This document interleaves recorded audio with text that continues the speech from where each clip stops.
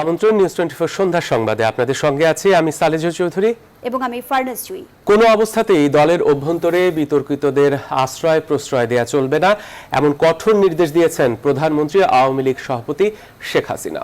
একই সাথে বিভিন্ন জেলা উপজেলায় পূর্ণাঙ্গ কমিটি গঠনের ক্ষেত্রে মাই ম্যান বাদ দিয়ে ত্যাগীদের মূল্যায়নের নির্দেশ দিয়েছেন বলে জানান আওয়ামী লীগের কেন্দ্রীয় নেতারা। তৌফিক মাহমুদ মুন্নার রিপোর্ট। মহামারী করোনা ভাইরাসের কারণে দীর্ঘ 7 মাস পর সীমিত পরিসরে অনুষ্ঠিত হয় আওয়ামী লীগের কেন্দ্রীয় কার্যনির্বাহী কমিটির সভা। দলীয় প্রধান ও প্রধানমন্ত্রী শেখ হাসিনার সভাপতিত্বে 81 সদস্য বিশিষ্ট কেন্দ্রীয় কমিটির 32 জন অংশ নেন। সবাই দায়িত্বপ্রাপ্ত সাংগঠনিক সম্পাদকরা সাংগঠনিক রিপোর্ট পেশ করেন। দলের নেতৃবৃন্দকে অনুপ্রবেশ নিয়ে কড়া নির্দেশনা দেন দলীয় প্রধান। কোনো অবস্থাতে পার্টির অভ্যন্তরে বিতর্কিত লোকদের আশ্রয় প্রশ্রয় দেওয়া যাবে না। তৃণমূলের সকল কমিটি সম্মেলনের মধ্য দিয়ে গঠিত হতে হবে। সাম্প্রতিক কেন্দ্রীয় দপ্তরে জমা পড়া বিভিন্ন জেলা কমিটি নিয়ে বিতর্ক বিষয়েও দায়িত্বপ্রাপ্ত 8 সাংগঠনিক টিমকেও দেন নির্দেশনা। সবাই ত্যাগীদের মূল্যায়ন না হলে প্রয়োজনে সেই কমিটি বিলুপ্তের হুঁশিয়ারও দেওয়া হয়। এইভাবে যে সমস্ত জেলা কমিটিগুলো নিয়ে সমস্যা দেখা দিয়েছে বা যেগুলো নিয়ে কোনো আপত্তি উঠেছে বা যেগুলোর বিরুদ্ধে কোনো অভিযোগ উত্থাপিত হয়েছে, সেই সমস্ত জেলাগুলোকে আবার বসে আমাদের সাংগঠনিক সম্পাদক জয়েন্ট সেক্রেটারি তারা বসে ওই জেলা প্রেসিডেন্ট সেক্রেটারির সহ নেতৃত্বের সঙ্গে বৈঠক করে এগুলাকে অ্যাডজাস্ট করে আমাদের একটা সংশোধিত কমিটি জমা দিবেন। সেই সংশোধিত কমিটি আবার মাননীয় সভানেত্রী উনি যাচাই বাছাই করে দেখে অনুমোদন দিবেন। আসন্ন শীতে করোনা ভাইরাসের সংক্রমণ বাড়তে পারে তা মোকাবেলার জন্য দলের নেতাকর্মীদের এখন থেকে প্রস্তুতি গ্রহণ করে জনগণের পাশে থাকার নির্দেশনা দেওয়া হয় দলের সর্বোচ্চ ফোরাম থেকে। তৌফিক মাহমুদ মুন্না, নিউজ 24, ঢাকা। লড়াকু কর্মীদের কমিটিতে যুক্ত করে তাদের মূল্যায়ন চান বিএনপির তৃণমূলের নেতাকর্মীরা। তাদের অভিযোগ, অতীতের অধিকাংশই ছিল পকেট কমিটি, যে কারণে সফল হয়নি কোনো কর্মসূচি। এই অভিযোগকে অস্বীকার না করলেও দলটির নীতি নির্ধারকরা বলছেন কার্যকর কমিটি গঠনে সর্বোচ্চ চেষ্টা করবেন তারা। বিস্তারিত তৌহিদ শান্তর প্রতিবেদনে। করোনা মহামারীর প্রথম দিকে গেল মার্চে শর্ত সাপেক্ষে মুক্তি পান বিএনপি চেয়ারপারসন বেগম খালেদা জিয়া। সেই সময় বিএনপির নেতাকর্মীদের শেষবারের মতো রাজপথে সরব উপস্থিতি দেখে নগরবাসী। এরপর কোভিড-19-এর আক্রমণ অন্য সবকিছুর মতোই অনেকটা লকডাউনে চলে যায় বিএনপির রাজনৈতিক কর্মকাণ্ড। সম্প্রতি সাংগঠনিক কর্মকাণ্ডের স্থবিরতা কাটিয়ে মূল দল সহ অঙ্গ সহযোগী এবং জেলা ও সামাজিক সাংস্কৃতিক সংগঠনগুলোর পূর্ণাঙ্গ কমিটি গঠনের নির্দেশনা এসেছে বিএনপির স্থায়ী কমিটির বৈঠক থেকে। যদিও অতীতে গঠিত কমিটিগুলো নিয়ে আক্ষেপ তৃণমূলে। কমিটিতে অনেক ভুল ছিল, তারা যারা কমিটির জন্য কাজ করবে না তাদেরকেও কমিটিতে অন্তর্ভুক্ত করা হয়েছিল। আমার এলাকায় একটা কমিটি হলো, আমি হয়তো জানিই না, তাহলে আলটিমেটলি কি হলো? আমাকে উপেক্ষা করলে আমি এখন কি তাকে পরিচালনা করতে পারবো? যারা মাঠে আছে তারাই যেন এই কমিটিতে থাকে, এইটুকু আমাদের ভারপ্রাপ্ত চেয়ারম্যানের কাছে চাওয়া। আর কমিটি বাণিজ্যের কথা বলছেন, এটা সব দলের মধ্যেই আছে, কম বেশি হয়, এটা যাতে না হয় এটার জন্য আমাদের ভারপ্রাপ্ত চেয়ারম্যান সর্বক্ষণিক জুমের মাধ্যমে প্রতিটি কমিটির সাথে কথা বলতেছেন। নীতি নির্ধারকরা বলছেন এবার তারা মাঠের মূল্যায়ন বিবেচনায় মূল্যায়ন করবেন, তবে করোনা পরিস্থিতিও দায়ী বলে বলছেন তারা। মানুষ মনে করছে করোনা দায়ী, কিন্তু আমি আপনি বা আরো যে যাকে জিজ্ঞাসা করেন তাদের পরিচিত একজন বা দুজন করোনায় ভুগছে, এখনো হসপিটালে রোগী যাচ্ছে।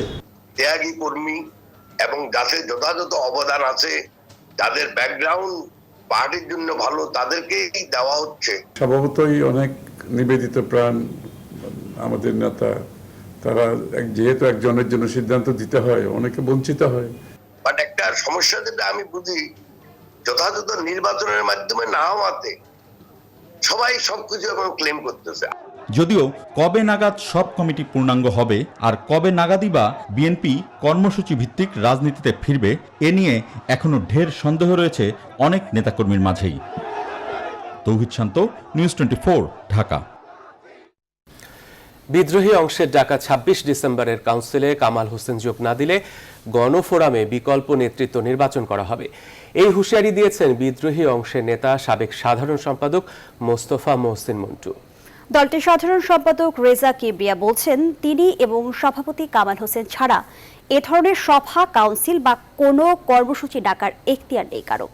এরা দলের কেউ না। তৌহিদ শান্তর আরেকটি প্রতিবেদন। আগামী 17 অক্টোবর জাতীয় প্রেস ক্লাবের সামনে ধর্ষণের প্রতিবাদে মানববন্ধন কর্মসূচি পালনের ঘোষণা দিয়েছে সাবেক সাধারণ সম্পাদক মোস্তফা মহসিন মন্টুর নেতৃত্বের গণফোরামের বিদ্রোহী অংশ। শনিবার আরামবাগে দলের কার্যালয়ে এক সভা শেষে এই কর্মসূচির ঘোষণা দেন তারা। কিন্তু এই একই দিনে প্রেস ক্লাবে আহ্বায়ক কমিটির সভা ডেকেছেন সাধারণ সম্পাদক রেজা কিবরিয়া। গত 15 দিনে মোস্তফা মহসিন মন্টুর অংশের সংবাদ সম্মেলন আর রেজা কিবরিয়ার বহিষ্কারাদেশের মাধ্যমে কাগজে কলমে গণফোরামের বিভক্তি স্পষ্ট হয়ে ওঠে। কিন্তু একই দিনে একই দলের দুই অংশের এমন মুখোমুখি কর্মসূচি ঘোষণায় 17 অক্টোবরই যে এক গণফোরাম ভেঙে দুই ভাগ হবে সেই আশঙ্কা এখন অনেকটাই নিশ্চিত। কাউন্সিল কিন্তু তাদের নেতা নির্বাচন, তারা যাকে যোগ্য এবং তাদের সাথে মানে কাজ করতে পারবে সেই ধরনের লোককেই করবে। ওনারা যদি কামাল হোসেন সাহেবকে সেই কাউন্সিলের সভাপতি করে, আমরা একদম বিনা দ্বিধায় আমরা ওনার সাথে কাজ করব একজন সাধারণ কর্মী হিসাবে। উনি যদি না আসতে চান তাহলে বিকল্প নেতৃত্ব তৈরি হবে। যদিও কামাল হোসেনকে সরানোর এই হুঁশিয়ারিতে চিন্তিত নন গণফোরাম সাধারণ সম্পাদক রেজা কিবরিয়া। সাধারণ সম্পাদক সভাপতির অনুমতি নিয়ে মিটিং ডাকতে পারেন, আর কারো সেই অধিকার আমাদের গঠনতন্ত্রে আছে আমার সেটা জানা নেই। তাদের সাথে দলের কতজন যাবে তো সেটা পরে দেখা যাবে। এটা আমাদের নিবন্ধন আছে এমপি সাহেব পার্লামেন্টে থাকাতে, আমাদের সবসময় নিবন্ধন থাকবে প্রত্যেক বছরে, আর নিবন্ধন মানে অনিশ্চয়তাতে থাকবো না। অনেক কিছু আছে, সব এদিকে ওইদিকে ওদের জিরো, তো কোনো অসুবিধা নেই, আমি এটা নিবরিত না। 1993 সালে জন্ম হবার পর থেকে 2018 সাল পর্যন্ত কোনো ভাঙনের মুখ দেখেনি গণফোরাম। তৌহিদ শান্ত, নিউজ 24, ঢাকা। করোনাতেও থেমে নেই মাদক, সচল সব রুট, কৌশল বদলাচ্ছে কারবারিরা। নৌপথ, ট্রেনে, বাসে ঢাকায় মাদক আনছে জড়িত প্রভাবশালীরা। বিমানবন্দর ব্যবহার করে আন্তর্জাতিক রুটে চেষ্টা চলছে মাদক চোরাচালানের। মাধ্যম হিসেবে ব্যবহার হচ্ছে আন্তর্জাতিক কুরিয়ার সার্ভিসও। বিশ্লেষকদের অভিযোগ, সীমান্তে নজরদারির অভাব রয়েছে, আর মাদকদ্রব্য নিয়ন্ত্রণ অধিদপ্তরের দাবি জিরো টলারেন্স নীতির কারণে কোণঠাসা মাদক কারবারিরা। বিস্তারিত আশিকুর রহমান শ্রাবণের প্রতিবেদনে। মাটির নিচে মাদকের খনি, খুব বুদ্ধি করেই মাদক ব্যবসায়ীরা ফেন্সিডিলগুলো গ্রাহকের কাছে পৌঁছে দেওয়ার জন্য সংরক্ষণ করেছে। ইয়াবা চোরাকারবারীরা আরও এক ধাপ বেশি বুদ্ধিমান। দেখুন, গাড়ির গ্যাস সিলিন্ডারের মধ্যে বিশেষ কায়দায় চলছে ইয়াবা চোরাচালান। চোরাকারবারীরা নতুন নতুন পন্থা আবিষ্কারে ওস্তাদ। এখানে দেখা যাচ্ছে গাড়িতে বিশেষ চেম্বার করেও ইয়াবা চোরাচালানের চেষ্টা করছে তারা। বাংলাদেশ মাদক উৎপাদক দেশ নয়। ইয়াবা মূলত মিয়ানমার থেকে কক্সবাজার, টেকনাফ, উখিয়া হয়ে ঢাকায় আসে, আর ফেন্সিডিল ভারত থেকে উত্তরবঙ্গ ও আখাউড়া হয়ে ঢোকে ঢাকায়। একটা বড় প্রবলেম হচ্ছে যে এই সীমান্ত কিন্তু অনেকখানি অরক্ষিত থাকে। অনেক সময় আমরা দেখেছি ল এনফোর্সমেন্ট এজেন্সির সাথে যারা ড্রাগস ডিল করে বা যারা ড্রাগসের গডফাদার, তাদেরও অনেক সময় এক ধরনের আতাত বা এক ধরনের লিয়াজও থাকে, এক ধরনের নেক্সাস গড়ে ওঠে, এবং একই সাথে বিভিন্ন সময় বিভিন্নভাবে এই ড্রাগসগুলো বাংলাদেশে আসছে। পরিসংখ্যানে দেখা যায় করোনাকালে সব থমকে গেলেও মাদক চোরাচালানে খুব একটা ভাটা পড়েনি। 2019 এবং 20 সালের মার্চ থেকে জুলাই মাস পর্যন্ত উদ্ধার হওয়া মাদকের পরিমাণ প্রায় একই। সম্প্রতি একটি আন্তর্জাতিক কুরিয়ার সার্ভিসকে ব্যবহার করে বিমানবন্দর দিয়ে অস্ট্রেলিয়ায় প্রচুর পরিমাণ এমফিটামিন পাচার করতে গিয়ে ধরা পড়েছে একটি চক্র। এই বাস্তবতায় বিশ্লেষকরা বলছেন, মধ্যপ্রাচ্য সহ পৃথিবীর বিভিন্ন দেশে মাদক চোরাচালানে বাংলাদেশকে ব্যবহার করতে মরিয়া আন্তর্জাতিক মাফিয়ারা। এই বাস্তবতায় মাদকদ্রব্য নিয়ন্ত্রণ অধিদপ্তরের মহাপরিচালক বলছেন, অভিনব পন্থায় চোরা কারবারিদের ঠেকাতে তারা তৎপর। কৌশল দিন দিন তারা পরিবর্তিত হচ্ছে। এই কৌশল পরিবর্তনের জন্য আমরাও আমাদের কৌশল পরিবর্তন করছি। সাম্প্রতিককালে একটা লক্ষ্য করা যাচ্ছে যে কিছু বিদেশি কুরিয়ার সার্ভিসের মাধ্যমে এটা যাচ্ছে। বাংলাদেশ আসলে রুট হিসাবে ইউজ হচ্ছে না, বা বাংলাদেশ কোনো ট্রানজিট পয়েন্টও না। একটা জিওগ্রাফিক্যালি একটা ফেভারেবল কন্ডিশনে থাকায় বাংলাদেশকে অনেক ইউজ করা হচ্ছে। পাশাপাশি চোরা কারবারিদের প্রতি কঠোর হুঁশিয়ারি উচ্চারণ করেছেন তিনি। সেই জিরো টলারেন্স সামনে রেখেই আমরা মাদক নিয়ন্ত্রণ অধিদপ্তর কাজ করে যাচ্ছি। এটা একক প্রচেষ্টা। আশিকুর রহমান শ্রাবণ, নিউজ 24, ঢাকা। হাসপাতালে ভর্তি করা হয়েছে করোনা আক্রান্ত মার্কিন প্রেসিডেন্ট ডোনাল্ড ট্রাম্পকে। সেখানে তার চিকিৎসায় রেমডেসিভিরের প্রথম ডোজ দেয়া হয়েছে বলে জানিয়েছেন হোয়াইট হাউসের চিকিৎসক। শুক্রবার তার জ্বর আসার কারণে তাকে সামরিক হাসপাতালে নিয়ে যাওয়া হয়েছে এবং আগামী কয়েকদিন তিনি সেখানেই থাকবেন। এদিকে first lady Melania Trump white হাউসে কোয়ারেন্টাইনে রয়েছেন। তবে গেল কয়েকদিনে ট্রাম্পের সংস্পর্শে আসা vice president Mike Pence, Democrat নেতা জো বাইডেন সহ পরিবারের আর কোনো সদস্য আক্রান্ত হয়নি বলে জানিয়েছেন কর্মকর্তারা। নাহিদ সিহানের ডেস্ক রিপোর্ট। করোনা ভাইরাস শনাক্ত হওয়ার 24 ঘন্টা না পেরোতেই হাসপাতালে ভর্তি করা হয় মার্কিন প্রেসিডেন্ট ডোনাল্ড ট্রাম্পকে। শুক্রবার তাকে Walter read national military medical সেন্টারে ভর্তি করা হয়েছে। হাসপাতালে যাওয়ার আগে এক ভিডিও বার্তায় ট্রাম্প জানান তিনি এবং ফার্স্ট লেডি ভালো বোধ করছেন। সবার শুভকামনা ও সমর্থনের জন্য ধন্যবাদ জানান তিনি। হাসপাতালে যাওয়ার আগে তাকে পরীক্ষামূলক অ্যান্টিবডি ডোজ দেওয়া হয়েছে। হালকা জ্বর এলেও ট্রাম্পের শরীরে করোনা ভাইরাসের লক্ষণ সামান্য বলে জানিয়েছে হোয়াইট হাউসের চিকিৎসকরা। এছাড়া তার অবস্থা স্বাভাবিক থাকায় দিতে হয়নি অক্সিজেন। তবে করোনা চিকিৎসায় তাকে রেমডেসিভির প্রথম ডোজ দেওয়া হয়েছে বলে জানিয়েছেন হোয়াইট হাউসের চিকিৎসক ডক্টর শেন কোনলি। বৃহস্পতিবার ট্রাম্পের ঘনিষ্ঠ সহযোগী হোপ হিক্সের করোনা সংক্রমণ ধরা পড়ার পর ট্রাম্প দম্পতির শরীরেও ভাইরাস শনাক্ত হয়। গত মঙ্গলবার জো বাইডেনের সঙ্গে প্রথম বিতর্কে যোগ দিতে ট্রাম্পের সঙ্গে একই বিমানে ভ্রমণ করেন হোপস। তবে স্ত্রী মেলানিয়া ছাড়া পরিবারের অন্যান্য সদস্য সহ ভাইস প্রেসিডেন্ট মাইক পেন্স ও ডেমোক্রেট নেতা জো বাইডেনের করোনা পরীক্ষার ফলাফল নেগেটিভ এসেছে। হোয়াইট হাউসের কর্মকর্তারা জানিয়েছেন গত কয়েকদিনে প্রেসিডেন্ট ট্রাম্পের সংস্পর্শে আসা সবাইকেই শনাক্ত করার কাজ চলছে। নাহিদ সিহান, নিউজ 24। বিশ্বজুড়ে আবারও বেড়েছে করোনায় সংক্রমণ ও মৃত্যু। ভাইরাসটিতে গেল 24 ঘন্টায় আরও 3,16,000-এর বেশি রোগী শনাক্ত হয়েছে। প্রাণহানি হয়েছে 5,600। এ নিয়ে পুরো বিশ্বে মোট আক্রান্তের সংখ্যা দাঁড়িয়েছে 3,48,00,000-এর বেশি। আর মোট মৃত্যু গড়িয়েছে 10,33,000-এ। তবে বরাবরের মতো গেল দিনও ভারতে দৈনিক সর্বোচ্চ সংক্রমণের ঘটনা ঘটেছে। দেশটিতে একদিনে প্রায় 80,000 মানুষ সংক্রমিত এবং 1,071 জনের প্রাণ গেছে। এ নিয়ে এশিয়ার এই দেশটিতে মোট মৃত্যু 1 লাখ ছাড়িয়েছে। আর যুক্তরাষ্ট্রের সম্প্রতি সংক্রমণ কমলেও গেল দিন এর সংখ্যা 1,00,000 ছাড়িয়েছে। স্পেন সহ ইউরোপেও বাড়ছে সংক্রমণ। এদিকে ব্রিটেনে ভ্যাকসিনের ব্যাপক প্রয়োগের বিষয়টি 3 মাসের মধ্যে নিশ্চিত হতে পারে বলে আশা করা হচ্ছে। দ্য টাইমসের এক প্রতিবেদনে উঠে এসেছে এ তথ্য। সেখানে বলা হয় অক্সফোর্ড বিজ্ঞানীরা আশা করছেন নিয়ন্ত্রকেরা 2021 সাল শুরুর আগেই এটির অনুমোদন দেবে।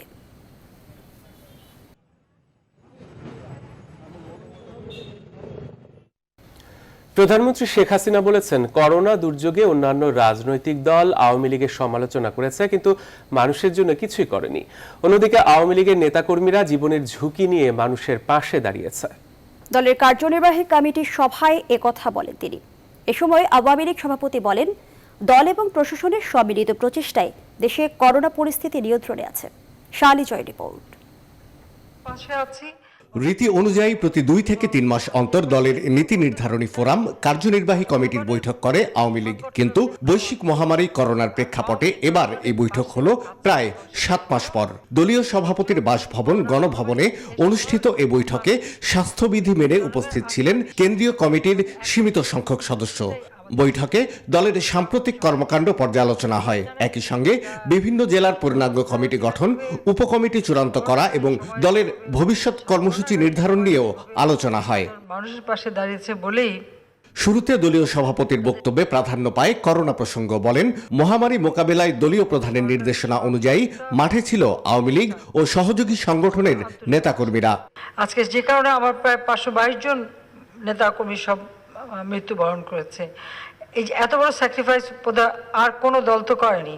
তারা লিপ সার্ভিস দিয়েছে। অনেক পত্রিকা যে যার মতো আপন মনের মাধুরী মিশিয়ে বলেই যাচ্ছে, কিন্তু তাদেরকে কিন্তু মাঠে মানুষের পাশে দেখা যায়নি। তা কেউ আর বিচার করে আওয়ামী লীগের কতটুকু করলো আর কতটুকু করলো না। এই দেশে তো ওই গরিব মানুষের সেবা করার অনেক রকম প্রতিষ্ঠান, অনেক রকম কার্যক্রম আমরা দেখি, কিন্তু এই করোনাকালীন সময় তো তাদের কোনো কার্যক্রম আমরা দেখি নাই। শেখ হাসিনা বলেন 2 মাসেরও বেশি সময় দেশে লকডাউন থাকলেও করোনা মোকাবেলায় সংশ্লিষ্ট মন্ত্রণালয় এবং বিভাগগুলোর কর্মীরা কাজ করে গেছেন। স্বাস্থ্য মন্ত্রণালয় নিয়ে বা অধিদপ্তর নিয়ে অনেক অনেক কথা বলে, কিন্তু একটা কথা তো এটা স্বীকার করতে হবে যে যখন যেটা নির্দেশ দিয়েছে, হ্যাঁ সাধারণত যে রুটিনভাবে মানে যেটা করতে হয়, আমি বলছি এটা এমার্জেন্সি, এত শত মানতে হবে না। আগে কাজ করতে হবে, জিনিস কিনতে হবে, মানুষকে দিতে হবে, মানুষের চিকিৎসা দিতে হবে, মানুষের কাছে যেতে হবে, সেটাই হচ্ছে এখন সবথেকে বেশি গুরুত্বপূর্ণ। তারপর যদি কারো অসুবিধা হয় সেটা আমরা দেখব, এবং ঠিকই বাস্তবে তাই তারা কিন্তু সেইভাবেই কাজ করেছে, এবং তারা কাজ করেছে বলেই কিন্তু আমরা এই করোনাটাকে আমরা নিয়ন্ত্রণে রাখতে পেরেছি। জনগণের আস্থা আর বিশ্বাস দলের একমাত্র শক্তি, একথা উল্লেখ করে আওয়ামী লীগ সভাপতি বলেন, আওয়ামী লীগ যে জনগণের দল এ করোনায় তা আবারও প্রমাণিত হয়েছে। তাদের সাহায্য আমরা করেছি। শাহ আলী জয়, নিউজ 24, ঢাকা। মানুষের পাশে থাকবো। বাফুফে নির্বাচনে আরো তথ্য জানাতে যুক্ত হচ্ছেন সহকর্মী মাহফুজুল ইসলাম। মাহফুজ, আপনার কাছে জানতে চাই, চতুর্থবারের মতো কাজী সালাউদ্দিন দায়িত্ব পেলেন, এ বিষয়ে কি তথ্য আছে আপনার কাছে?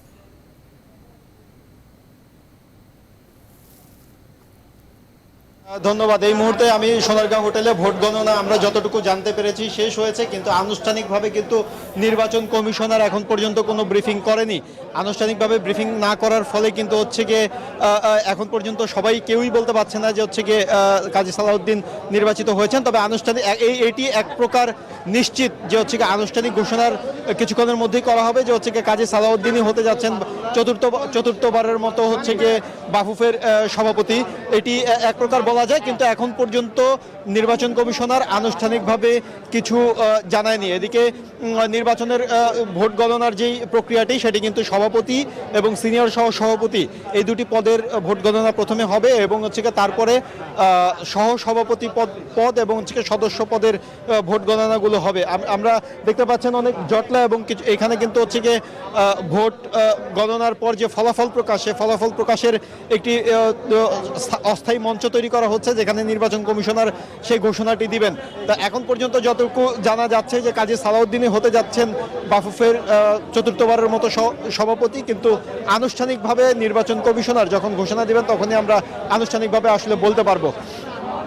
এবং তবে একটি তথ্য জানিয়ে রাখি যে হচ্ছে যে বিষয়টি জানতে পেরেছি, ব্যবধানটা কিন্তু অনেক বড়। বাদল রায়ের সঙ্গে তার ব্যবধানটা, ভোটের ব্যবধানটা অনেক বড়, তিনি বিপুল ভোটেই কিন্তু পাস করেছেন। এবং একই সঙ্গে আরেকটি বিষয় গুঞ্জন শোনা যাচ্ছে, সালাম মুর্শিদিও এখন নির্বাচনে সিনিয়র সহসভাপতি পদে জয়লাভ করেছেন, কিন্তু সেই বিষয়টি আনুষ্ঠানিকভাবে নির্বাচন কমিশনার ঘোষণা দেওয়ার পরেই আমরা আনুষ্ঠানিকভাবে জানাতে পারবো। মাহফুজ, আপনাকে ধন্যবাদ। দর্শক, বাফুফের নির্বাচনের সবশেষ তথ্য জানাচ্ছিলেন আমাদের সহকর্মী মাহফুজুল ইসলাম। সন্ধ্যার সংবাদের সময় হলো একটা বিরতির, সাথেই থাকুন। বিরতির পর আবারও স্বাগত। দেখছেন নিউজ 24 সন্ধ্যার সংবাদ। যমুনা, ব্রহ্মপুত্র, করতোয়া ও ঘাঘট নদীর পানি বৃদ্ধি পাওয়ায় দেশের উত্তরাঞ্চলের বন্যা পরিস্থিতির আরও অবনতি হয়েছে। বিপদসীমার উপর দিয়ে বইছে পানি। পানির তোড়ে কোথাও কোথাও ভেঙে গেছে বাঁধ, ভেসে গেছে রাস্তা, ফসল সহ হাজার হাজার হেক্টর জমির। যমুনার পানি পঞ্চম দফায় বেড়ে ফের বিপদসীমার উপর দিয়ে বইছে। সিরাজগঞ্জ পয়েন্টে যমুনার পানি বিপদসীমার 13 সেন্টিমিটার ও গাজীপুর পয়েন্টে 18 সেন্টিমিটার উপর দিয়ে প্রবাহিত হচ্ছে। নতুন করে পানি বাড়ায় জেলার প্রায় লক্ষাধিক মানুষ পানিবন্দী হয়ে মানবেতর জীবন কাটাচ্ছেন। সে সঙ্গে যমুনার অরক্ষিত অংশে ব্যাপক ভাঙন শুরু হয়েছে। এনায়েতপুর ও চৌহালিতে প্রতিদিন বিলীন হচ্ছে ফসলি জমি ও বসত ভিটা। গাইবান্ধায় জেলার সার্বিক বন্যা পরিস্থিতির অবনতি হয়েছে। গোবিন্দগঞ্জ, সাদুল্লাপুর, পলাশবাড়ী, সুন্দরগঞ্জ এবং সদর উপজেলার 80,000 মানুষ পানিবন্দী হয়ে পড়েছেন। দীর্ঘস্থায়ী বন্যার রেশ কাটতে না কাটতেই টাঙ্গাইলের কালিহাতি, ভুয়াপুর ও সদর উপজেলার নদী তীরবর্তী কয়েকটি ইউনিয়নে তীব্র হচ্ছে ভাঙন। স্থানীয়দের অভিযোগ, দফায় দফায় যমুনার ভাঙনে এই এলাকার কয়েক হাজার পরিবার ক্ষতিগ্রস্ত হলেও সরকারি কোনো সহায়তা পাননি তারা। পায়ে ঘাটা সমস্যা, জ্বর ঠান্ডা লেগেই আছে, এখনো আছে। তারপরে হচ্ছে খাওয়া দাওয়ার কষ্ট, ঘর বাড়ি ভেঙে গেছে। খাওয়া দাওয়া পরিস্থিতি খুবই খারাপ, একবার খাই আর একবার পাই না। কামে কাজেও নেই, চিকিৎসা পাতিও নেই। প্রায় 4 মাসের মধ্যে ধরেন যে চেয়ারম্যান, মেম্বার কেউ আমাকে খোঁজ নেবার আসেনি। সিলেট এমসি কলেজের হোস্টেলে সংঘবদ্ধ ধর্ষণের মামলায় আরও 3 জন দায় স্বীকার করে জবানবন্দি দিয়েছে। শনিবার বিকেলে আসামি রাজন, আইনুল ও মাহবুবুর রহমান রনির জবানবন্দি রেকর্ড করা হয়। আলোচিত এই ঘটনায় এখনও ক্ষোভ কমেনি সিলেটে। শনিবারও সর্বোচ্চ শাস্তির দাবিতে মানববন্ধন করা হয় শহরে। এদিকে শিক্ষা মন্ত্রণালয়ে গঠিত কমিটি এ ব্যাপারে তদন্ত প্রতিবেদন জমা দিয়েছে। সৈয়দ রাসেলের তথ্য, ছবিতে ডেস্ক রিপোর্ট। গেল শুক্রবার এমসি কলেজের প্রায় ফাঁকা হোস্টেলে স্বামীর কাছ থেকে এক নারীকে ছিনিয়ে নিয়ে ধর্ষণের ঘটনায় গ্রেফতার হয় ছাত্রলীগ নেতা সাইফুর রহমান, অর্জুন লস্কর, রবিউল ইসলাম, মাহবুবুর রহমান রনি, তারেক আহমদ, আইনুল এবং রাজন আহমেদ। বিভিন্ন সময়ে আদালত তাদের রিমান্ডে পাঠান। শনিবার দুপুরে আসামি মাহবুবুর রহমান রনি, রাজন ও আইনুলকে 5 দিনের রিমান্ড শেষে আদালতে তোলা হয়। এ সময় সিলেট সিএমএম কোর্টের অতিরিক্ত chief metropolitan magistrate Mohammad Ziadul ইসলামের আদালতে 164 ধারায় জবানবন্দি দেয় 3 আসামি। আদালতে তারা স্বেচ্ছায় স্বীকারোক্তিমূলক জবানবন্দি দিতে বলায় তাদেরকে হাজির করে এবং 164 প্রেয়ার দেয়। 3 জন আসামি তাদের দোষ স্বীকার করে তাদের 164 জবানবন্দি প্রদান করে। এর আগে শুক্রবার সন্ধ্যায় স্বীকারোক্তিমূলক জবানবন্দি দেয় প্রধান আসামি সাইফুর রহমান, অর্জুন ও রবিউল। এই ঘটনায় গ্রেফতার অপর 2 আসামি তারেক ও মাসুমের ডিএনএ নমুনা সংগ্রহ করেছে পুলিশ। ঘটনার নিন্দা ও প্রতিবাদ জানিয়ে শনিবার সিলেটে আয়োজিত মানববন্ধনে বিভিন্ন রাজনৈতিক, সামাজিক, ক্রীড়া সংগঠন, শিক্ষা প্রতিষ্ঠান ও স্থানীয় মানুষ অংশ নেন। এদিকে কলেজের বন্ধ হোস্টেলে ধর্ষণের ঘটনায় শিক্ষা মন্ত্রণালয় গঠিত তদন্ত কমিটি শনিবার তাদের প্রতিবেদন জমা দেয়। Desk report, news 24। আজও টিকেটের জন্য সৌদি প্রবাসীরা কারওয়ান বাজারের সৌদি এয়ারলাইন্স ও মতিঝিলের বিমান অফিসের সামনে ভিড় করেন। তবে ভিড় অন্য দিনের চেয়ে কম। সকাল 10টা থেকে সৌদি এয়ারলাইন্স 1A সিরিয়ালের 200 এবং B সিরিয়ালে 200টি টিকিট দেওয়া হয়। আগামীকাল থেকে নতুন টোকেন দেওয়ার কথা রয়েছে সৌদি এয়ারলাইন্সের টিকিটের জন্য। এদিকে অন্যান্য দিনের তুলনায় আজও কারওয়ান বাজারে টিকিট প্রত্যাশীদের চাপ অনেকটাই কম ছিল। নিয়ম মেনে টোকেন প্রদর্শন করে টিকিট সংগ্রহের লাইনে দাঁড়াচ্ছেন প্রবাসীরা। এদিকে মতিঝিলে বিমান অফিসে সকাল 10টা থেকে শুরু হয়েছে টিকিট দেয়া। যাদের ভিসার মেয়াদ শেষ হবার পথে তারাই আজ ভিড় করছেন বিমান অফিসের সামনে। টিকিটের প্রত্যাশার এর বাইরেও অনেকেই ভিড় করেন। এখন 4 তারিখ টোকেন নিলে যে 4 তারিখ আমরা টিকিট পাবো এটার তো কোনো সিউরিটি নাই। সবাইরই 4 তারিখ আসতে বলছে, সবারই 4 তারিখ। কয়জন আর দেবে এরা টিকিট? 27 দিনের ভিতরে যে যাইতে পারি তাহলে তো আলহামদুলিল্লাহ, যাইতে না পারলে মনে করেন আমার সবকিছু শেষ। সংবাদের রিপোর্টে আবারও বিরতি নিচ্ছি। আরো খবর নিয়ে ফিরছি, সাথে থাকুন। বিরতির পর আবারও স্বাগত। দেখছেন নিউজ 24 সন্ধ্যার সংবাদ। নরসিংদীর 27 জন সাংবাদিক পেলেন প্রধানমন্ত্রী শেখ হাসিনার আর্থিক সহায়তা। আজ দুপুরে নরসিংদী শিশু একাডেমি মিলনায়তনে বাংলাদেশ সাংবাদিক কল্যাণ ট্রাস্ট এক অনুষ্ঠানে এই চেক বিতরণ করেছে। অনুষ্ঠানে সভাপতিত্ব করেন নরসিংদী প্রেস ক্লাবের সভাপতি মাখন দাস। প্রধান অতিথি ছিলেন নরসিংদী জেলা প্রশাসক সৈয়দ ফারহানা কাউনাইন। অন্যদের মধ্যে উপস্থিত ছিলেন জাতীয় প্রেস ক্লাবের সাধারণ সম্পাদক ফরিদা ইয়াসমিন, ফেডারেল সাংবাদিক ইউনিয়নের সভাপতি মোল্লা জালাল, ফেডারেল সাংবাদিক ইউনিয়নের মহাসচিব শাবান মাহমুদ, পুলিশ সুপার প্রলয় কুমার জোয়ারদার সহ আর অনেকে। আমরা যারা নারীরা বাইরে কাজ করছি তারা কিন্তু মাননীয় প্রধানমন্ত্রীর এই যে সাহস এবং তার অনুপ্রেরণা, সেখান থেকে কিন্তু অনুপ্রাণিত হয়। এবারে জানাবো ফার্স্ট সিকিউরিটি ইসলামী ব্যাংক অর্থ বাণিজ্য সংবাদ।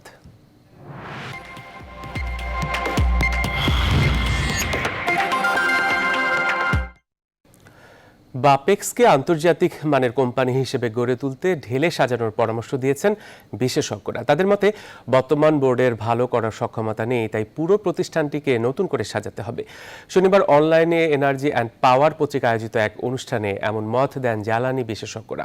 এ সময় বাপেক্সকে বাদ দিয়ে বিদেশি কোম্পানিকে কাজ দেওয়ার সমালোচনা করেন বদরুল ইমাম। আরেক জ্বালানি বিশেষজ্ঞ তামিমের মতে আগামী 10 বছরের জন্য বাপেক্সকে বিনিয়োগ বাড়িয়ে আন্তর্জাতিক মানের কোম্পানিতে পরিণত করতে হবে। তবে জ্বালানি প্রতিমন্ত্রী নসরুল হামিদ সমালোচনা করে বলেন, বাপেক্সের ব্যর্থতার দায় নিতে হবে বর্তমান এবং সাবেক এমডিদের। জানান, ফেরত দেওয়ার শর্তেই বাপেক্সকে অর্থ দিতে রাজি সরকার। ইঁদুর দিয়ে কিন্তু বাপেক্স চালাতে পারবেন না। Please engage. অনেক যাদের ইনস্টিটিউশনাল মেমোরিজ আছে, অন্য একটা কোম্পানি দিয়ে, বিদেশি কোম্পানি দিয়ে এটা করা হবে, আমার মনে হয় এটা খুবই অযৌক্তিক। We have to focus now on the role of BAPEX for the next 10 years in locally. And if we think that we want to make it an international company, বাপেক্সের উপর যদি নির্ভর না করা যায় তাহলে উপায় কি থাকবে? সরকার তো গ্যাস চায়। দান হিসাবে একটা কোম্পানিকে আপনি কতদিন সার্ভাইভাল করতে পারবেন? যাকে আপনি দান দিবেন সে কোম্পানি কোনোদিন মাথা তুলে তার দাঁড়াবে না। চলমান করোনা মহামারী মার্কিন অর্থনীতিতে মারাত্মক নেতিবাচক প্রভাব ফেলেছে, যার প্রেক্ষিতে এরই মধ্যে যুক্তরাষ্ট্রে প্রায় 40 লাখ কর্মসংস্থান স্থায়ীভাবে অদৃশ্য হয়ে গেছে। মার্কিন শ্রম পরিসংখ্যান ব্যুরোর হিসাব অনুযায়ী করোনা মহামারীর কারণে চাকরি হারানোর বিষয়টিকে দুইভাবে বর্ণনা করা হয়েছে, একটি সাময়িক আর একটি স্থায়ী কর্ম হারানো। সেই হিসেবে এরই মধ্যে যুক্তরাষ্ট্রে 38 লাখ চাকরি স্থায়ীভাবে বিলীন হয়ে গেছে। করোনা থেকে বাঁচতে গত মার্চে বাড়িতে থাকার নির্দেশনা দেয় যুক্তরাষ্ট্রের স্থানীয় সরকার। হঠাৎ করেই বন্ধ হয়ে যায় দেশটির ব্যবসা প্রতিষ্ঠান। কয়েক কোটি মানুষের সে সময় অনির্দিষ্টকালের জন্য কর্মবিরতিতে চলে যান, যার ফলে বিরাট ক্ষতির মুখে পড়ে মার্কিন অর্থনীতি। সন্ধ্যা সংবাদে আরো একটা বিরতি। সাথেই থাকুন। বিরতির পর আবারও স্বাগত। দেখছেন নিউজ 24 সন্ধ্যা সংবাদ। করোনা ভাইরাস প্রতিরোধে রাজধানী সহ সারা দেশে নানা কার্যক্রম বাস্তবায়ন করছে বাংলাদেশ সেনাবাহিনী। শনিবার ঢাকার হাজারীবাগে ও পটুয়াখালীতে এবং রংপুরে জনসচেতনামূলক কার্যক্রম চালিয়েছে সেনাবাহিনী। এছাড়া বরিশাল ও পটুয়াখালীতে হোম কোয়ারেন্টাইন নিশ্চিত করতে অসহায় ও দুস্থ মানুষের মাঝে ত্রাণ বিতরণ করেছে।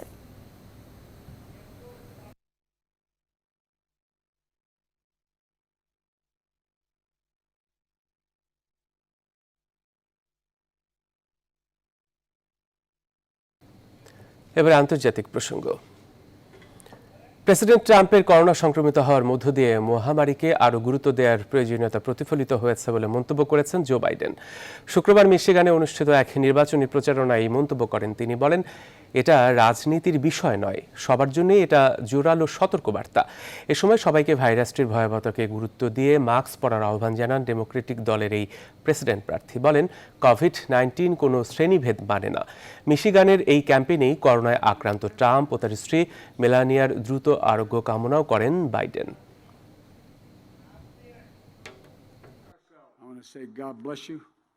May God protect the first family and every family that's dealing with this virus, and may God protect our troops. টানা সংঘাতের পর বিতর্কিত নাগোর্নো কারাবাখ অঞ্চল নিয়ে আলোচনার আগ্রহ দেখিয়েছে আর্মেনিয়া। সংঘাত নিরসনে আজারবাইজানের সঙ্গে একটি যুদ্ধবিরতিতে পৌঁছাতে আন্তর্জাতিক মধ্যস্থতাকারীদের সঙ্গে কাজ করার কথা জানানো হয়েছে। আর্মেনিয়ার পররাষ্ট্র মন্ত্রণালয়ের এক বিবৃতিতে বলা হয়, যুদ্ধবিরতি করতে ফ্রান্স, রাশিয়া ও যুক্তরাজ্যের সঙ্গে কাজ শুরু করতে প্রস্তুত রয়েছে তারা। তবে একই সঙ্গে বিরোধপূর্ণ অঞ্চলে যে কোনো আগ্রাসনের কড়া জবাব দেয়া অব্যাহত রাখা হবে বলেও সতর্ক করা হয় ওই বিবৃতিতে। কয়েকদিন ধরে চলা এই লড়াইয়ে কোনো সামরিক প্রাণহানির কথা না জানালেও আজারবাইজান জানিয়েছে যে আর্মেনিয়ার সেনাদের আঘাতে আজারবাইজানের 19 জন বেসামরিক নাগরিক প্রাণ হারিয়েছে। এদিকে শনিবারও উভয় পক্ষে পাল্টাপাল্টি হামলার অভিযোগ তুলেছে। কয়েকদিন থেকে শুরু হওয়া এই সংঘর্ষে এখন পর্যন্ত উভয় পক্ষের 158 জন সেনা সদস্য নিহত হওয়ার তথ্য দিয়েছে গণমাধ্যম।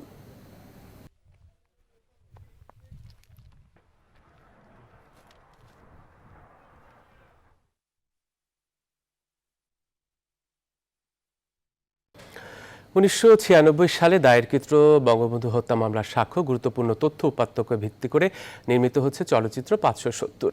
এই সিনেমায় সেনাবাহিনীর সৈনিক চরিত্রে দেখা যাবে বাপ্পি চৌধুরীকে। 2018 সালে জাতির জনক বঙ্গবন্ধু শেখ মুজিবুর রহমানকে নিয়ে ট্রিলজি নির্মাণের ঘোষণা দিয়েছিলেন নির্মাতা আশরাফ শিশির, যার প্রথম অংশ 570, যেখানে তুলে ধরা হবে বঙ্গবন্ধুকে সপরিবারে নির্মমভাবে হত্যার পর পরবর্তী 36 ঘন্টা কি ঘটেছিল। শুটিং ও পোস্ট প্রোডাকশনের কাজ শেষে আগামী বছরের মার্চে সিনেমাটি মুক্তি দেওয়ার পরিকল্পনা করেছে প্রযোজনা প্রতিষ্ঠান সিনেবাজ ফিল্মস। 570-এ আরও দেখা যাবে মাসুম আজিজ, স্বাধীন খসরু, সুমনা সোমা, কাজী রাজু, এলিনা শাম্মী সহ 300 জন অভিনয় শিল্পীকে।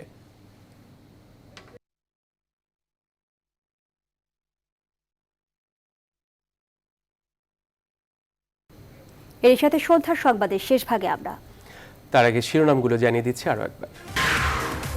ত্যাগীদের মূল্যায়ন না হলে কমিটি বিলুপ্তির হুঁশিয়ারি আওয়ামী লীগে, লড়াকু কর্মীদের এই কমিটিতে চায় বিএনপি। একই দিনে গণফোরামের 2 অংশের 2 কর্মসূচি। করোনাতেও থেমে নেই মাদক ব্যবসা, নতুন কৌশলে চলছে কারবার, জিরো টলারেন্সের পুরনো দাবি মাদক দ্রব্য নিয়ন্ত্রণ অধিদপ্তরের। মার্কিন নির্বাচনের 1 মাস আগে হাসপাতালে চিকিৎসাধীন ট্রাম্প, হোম কোয়ারেন্টাইন স্ত্রী মেলেনিয়া।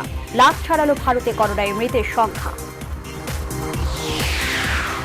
জীবনের ঝুঁকি নিয়ে মানুষের পাশে আওয়ামী লীগ, বললেন প্রধানমন্ত্রী। সম্মিলিত প্রচেষ্টায় করোনা পরিস্থিতি নিয়ন্ত্রণে। উত্তরাঞ্চলে বন্যা পরিস্থিতির আরো অবনতি, পানিবন্দী লাখো মানুষ, হাজার হাজার হেক্টর জমির ফসলের ক্ষতির আশঙ্কা। এমসি কলেজে ধর্ষণে অভিযুক্ত 3 আসামির রিমান্ড শেষে আদালতে রাজনের স্বীকারোক্তিমূলক জবানবন্দি, মন্ত্রণালয়ে তদন্ত প্রতিবেদন জমা। এবং কাজী সালাউদ্দিনের হাতে আবারও দেশের ফুটবলের দায়িত্ব, নির্বাচিত হয়েছেন সালাম মুর্শিদিও। বিপ্লবের স্বপ্ন দেখানো মানিক পেলেন 1 ভোট। আর এই ছিল এখনকার নিউজ 24 সন্ধ্যার সংবাদে। এতক্ষণ সাথে থাকায় ধন্যবাদ সবাই।